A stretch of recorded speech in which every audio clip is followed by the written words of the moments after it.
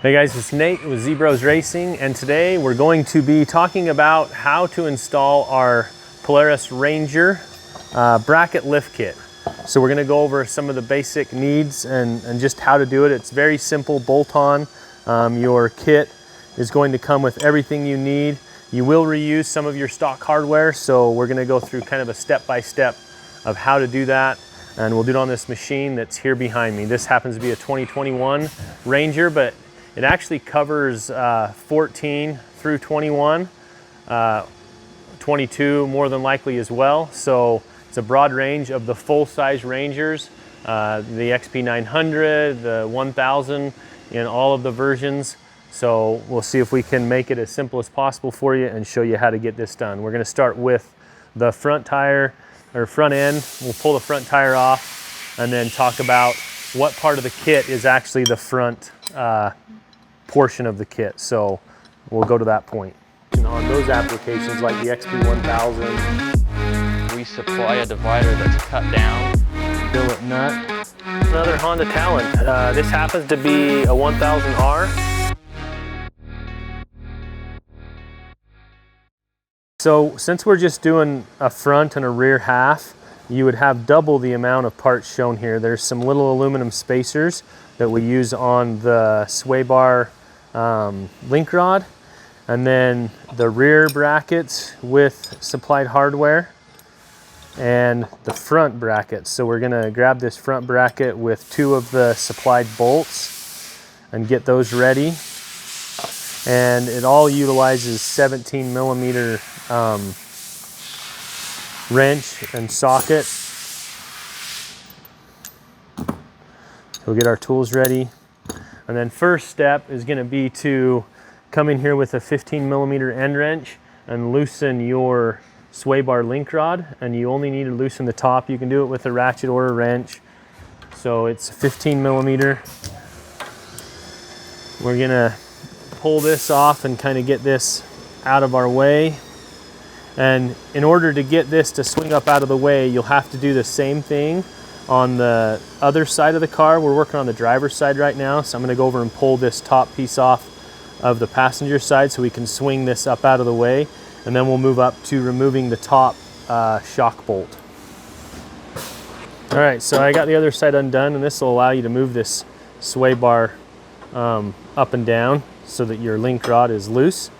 And we're just going to go ahead and grab one of the supplied spacers, and on the front you just need one. So you're going to pull the lower bushing off, drop the spacer down on, and what this is doing is, as we're putting the lift kit on, we're trying to lengthen this so that we're still able to use the front sway bar. Now, not every model has a front sway bar, so if you have a model that doesn't come with a front sway bar, or you choose not to run the front sway bar, you would simply remove that. That is totally personal choice and based on model. This happens to be a crew model, 2021, so it has the front sway bar. But on some models, like I said, it will not have the front sway bar. You won't have to worry about this step. And or if you're choosing to not run the front sway bar, you can just omit this process. So next step, we're going to jump up to the upper shock bolt. We need to utilize a 15 millimeter wrench and socket again. I've already loosened these to speed things up a little bit. You're going to pull that bolt out and then drop the shock kind of out here out of the way so that we can put the bracket up in there. And this bracket is very simple. They are universal, so there is no right and left. They're the exact same, so it doesn't matter which one you grab. You just want to make sure you grab the one that looks like this for the front.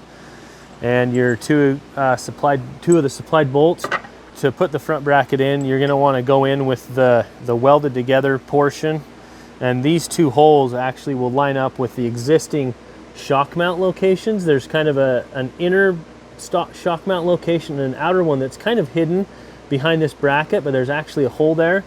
And then this is going to be your new shock mounting location. So you're just going to slide it up in, put a bolt through, and then do the same thing on the other bolt locations. So those 2 bolt locations line up and create our new shock mount location. So you're going to want to tighten these up to the factory shock mounting torque specs. and make sure those are tight, obviously, before we hook up our new shock mount location. And what this is doing is moving the shock out, standing it up, which is lowering the leverage ratio, which is how you're able to get the lift out of the machine. All right, so you can see the bracket and the 2 bolts that hold it in for the front are tight, and the bracket is now installed. You can just swing your shock up, kind of have to lift up on the A-arm a little bit, and then put your existing shock bolt in. Reuse your factory shock bolt, and then utilize your 15mm end wrench and socket from before to tighten this back up to your factory torque specification. And now at this point, now that this one's hooked up and tight, I would recommend that you go and do the other side to this step so that you can do the sway bar if you're running the sway bar. So now that the other side is, we've got both sides on, we're able to hook up the sway bar. And this takes might take a second hand because you have to line up. I can line up this side, but I can't hold the other side at the same time. So somebody else would line that up, and then we're able to drop this down in.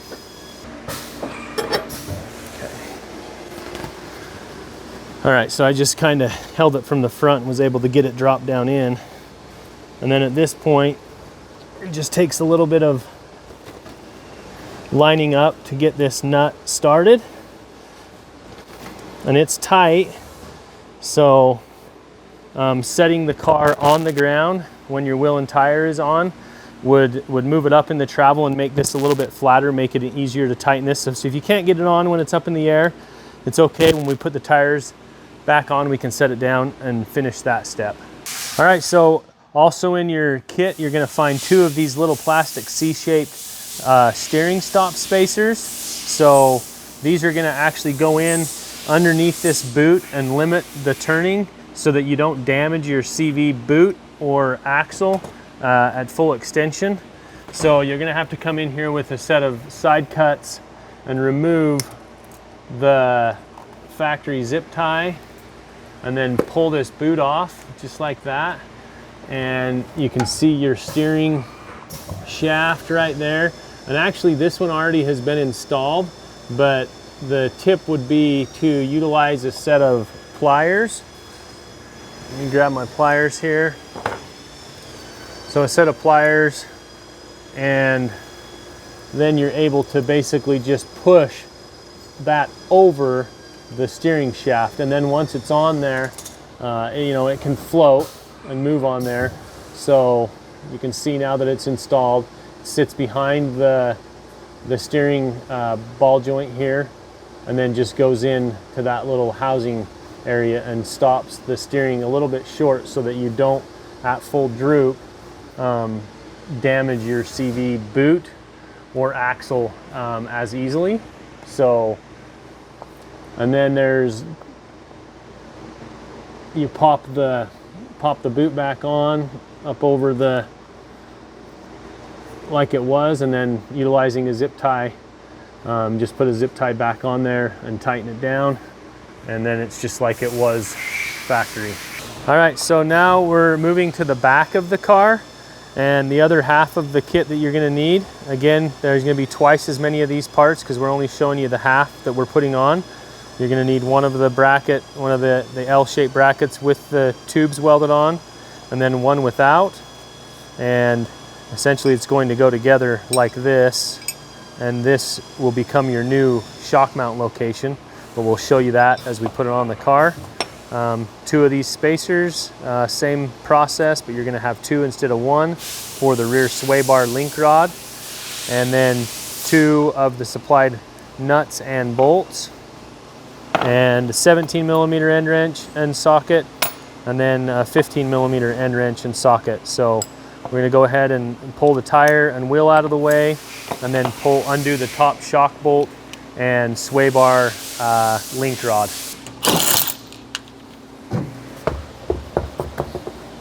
Okay, and you're gonna need to undo both sides of the link rod. So we're gonna do the driver's side and the passenger side. So the passenger side's already undone. That's why I was able to move this.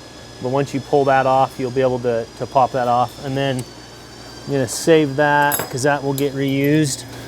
And then from the underside, you have to come underneath through this hole in the A-arm to get to your 15 millimeter nut that holds the bottom on. And there's a little flat right here. So if it's turning on you and you can't hold it by hand, you can get a crescent wrench and hold on there, or a pair of pliers to hang on to that. Once you get it loose, you'll just be able to remove it by hand. And you can leave that little rubber kind of just sitting down in the lower A-arm. And then you're gonna have your rod, your link rod assembly like this. And this is where the aluminum spacers go on, just like on the front. So you're gonna have one on each end this time. And then you're gonna replace the spacer just like that. All right, so coming back up from the bottom, you just wanna put this back on finger tight to start. So I'm just going until it is snug, like that. And then to tighten this, you only need to basically tighten it until the nut is just barely past flush. So you can feel the link rod or the bolt portion popping out below the nut. You just want that to stick out just a thread or two so that this is snug. You don't need to over tighten that because it actually needs to flex straight like this. So if you smash that down too tight, you're gonna struggle with hooking back up the top in a later step. So just tighten it up until the bolt is coming through the nut, and that's as tight as it will need to be. Okay, the next step is gonna be to come up in here and remove your top shock bolt. So a 15 millimeter socket and wrench is gonna loosen that. And it'll kind of vary on which location the shock will be mounted in from the factory, but it doesn't really matter. Just undo it from whatever location it's in and save this factory bolt. I'm gonna reuse that. So, and it should drop down out of your way, which is what you want. So get that shock down out of the way and retain your factory bolt. And then we're gonna put the bracket in. Okay, so I've got the two L brackets. The one that has the tubes on it is actually going to slide up in to the existing shock mounts. And then the other L bracket, you'll notice there's kind of a little cutout or machine portion. That's gonna face the other bracket like this. And then there's supplied bolt. You're gonna wanna feed that through. Just like that. And then the other supplied bolt, again, the bracket with the tubes goes up inside, and then your supplied other bolt is gonna slide all the way through. So we're using the two existing shock mount locations to hold our new brackets and create our new shock mount location for the rear shock. So tighten up those two to snug with, these are 17 millimeter. So we're gonna go to that point, snug those up, and then we'll be able to reuse the factory shock bolt to install the shock into the new lifted location. All right, so we have these two bracket bolts tight and everything's held in place. So now we're gonna reuse our stock shock bolt, and you'll have to kind of lift up on the tire a little bit and line up your new shock bolt location. A good trick would be maybe not to over tighten this outer bolt so that it'll slide in easier.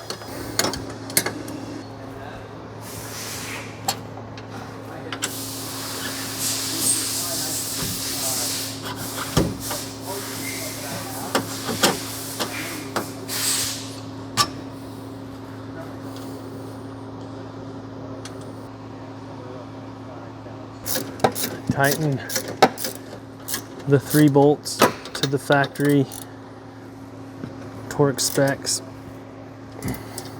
Okay, so now that we have the rear bracket all tight and mounted up, the shock's in its new location for the lift, we're gonna put the tire and wheel back on and then put the car back down on the ground so that we can hook up the sway bar link rod just a little bit easier. It'll just make it a tiny bit easier on you to get these started on the front and rear. So we gotta lower it down and then hook up those link rod little rubbers, and then you're done.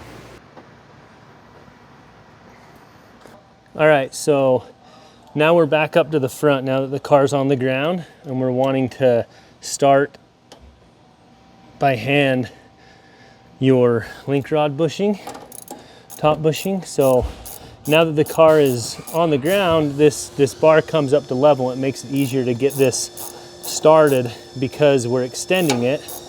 And again, on this front, this is all based on the model, because not every Ranger that is sold is going to come with a front sway bar. This is a 2020 Crew, so I think the majority of the Crews come with a front sway bar, and there's some of the 2-seaters and then some 2-seaters that do not. So this is totally a choice of whether you want to maintain your front sway bar. It's going to help the car corner a little bit better and feel a little bit less tippy as you're lifting the vehicle. Obviously that's a factor you got to keep in mind.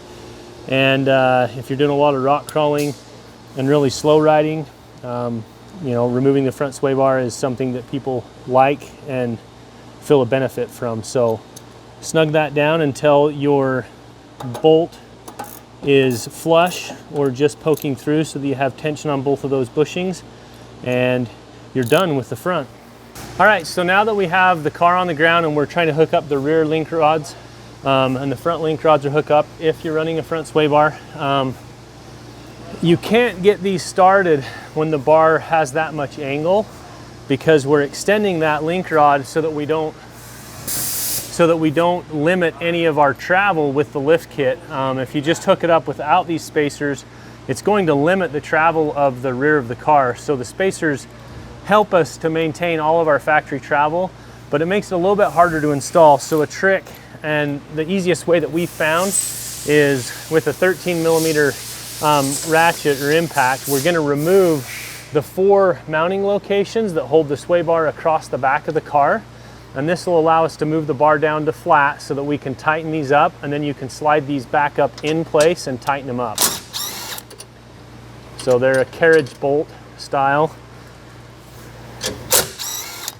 So an impact works really good if you have one. I'm going to pull those out, do the other side.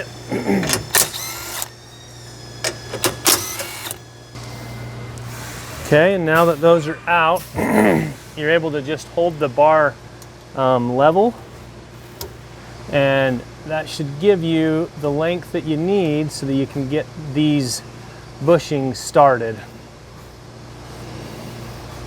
So now that it's started there, you can go ahead with your 15mm socket and tighten that up until the nut and bolt, or I should say the bolt portion, is poking through. So again, you don't have to go crazy on tightening these. So I like to just go until this is flush. And once that flush is flush, you're good. And so I'm going to do the other side, and then we'll be able to lift this back up and hook the brackets up that hold the sway bar to the frame. And then it's always a good time to throw a little bit of grease in these. There's a grease zerk behind here that feeds the bushing, and you can do it with the grease gun, or a lot of times I just like to hand grease it when I put it back together. So that's just a little tip to keep it from squeaking. Okay, so this is the part that having an additional hand is definitely helpful, because you have to pull this up into place and push the bolts through. So I'm going to grab an extra guy and have him pull up on this bar for me and then reinstall the bolts. I mean, if it moves up there pretty easily, but it's hard to do all by yourself to get the bolts lined up and everything.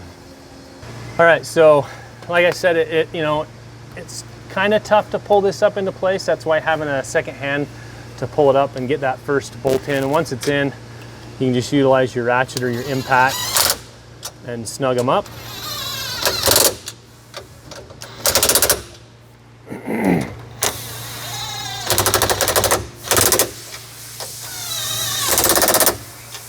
Okay, and then tighten those down to your factory torque specs. And I always like to throw a little grease in these when I'm doing this to keep them from squeaking. These look pretty dry, and this is a brand new machine, so make sure you keep a little bit of grease in there.